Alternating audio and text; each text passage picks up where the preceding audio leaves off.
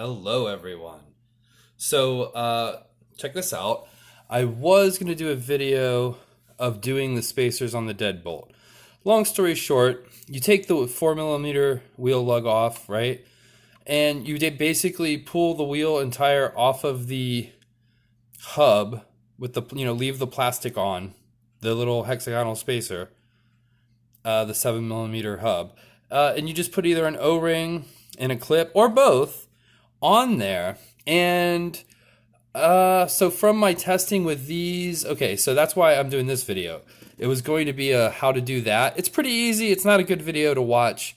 You take the center off. When you do it, you might want to take the time to oil the outer bearings, right?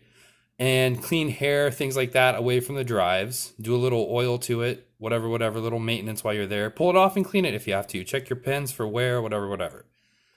Long story short, is it a good mod? Does it actually does it help it? I mean, it's like a millimeter wider. You know what I mean? It's like a millimeter wider. So here's the shit that you would do that would help your shit for real. Do I like the little bit of a wider stance, and do I notice it because I did it? Yes. It looks a little different to me when you do it. It's hard. You can't see this on camera. Maybe you guys do see a little bit of an offset.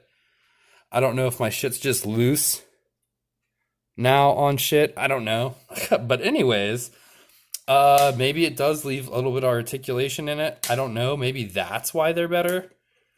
And also it covers the end of the threads. As I said in the short that blew up, I guess, for my videos. That was pretty crazy that it's doing so well in only a few minutes.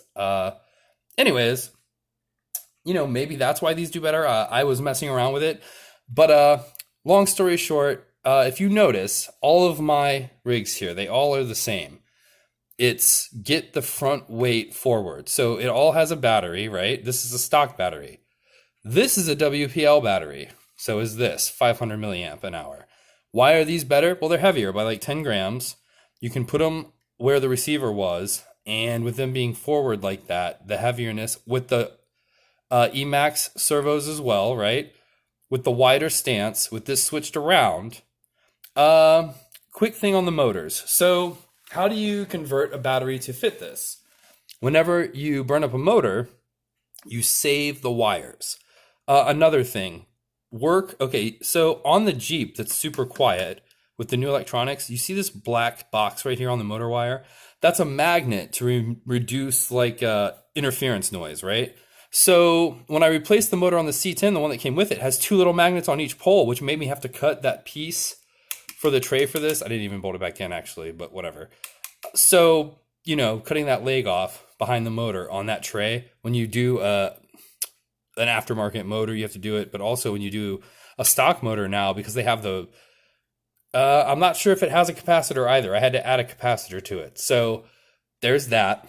But the switching it around, when you do replace your motor, putting a different, heavier battery in place of the stock battery not only gives you longer runtime, it gives you more downforce weight. Now I understand I'm putting it on the chassis. Yes, but I'm going for scale realism more so than anything. I know it's not whatever, but that's why mine are very like stock. I do want to do a mod.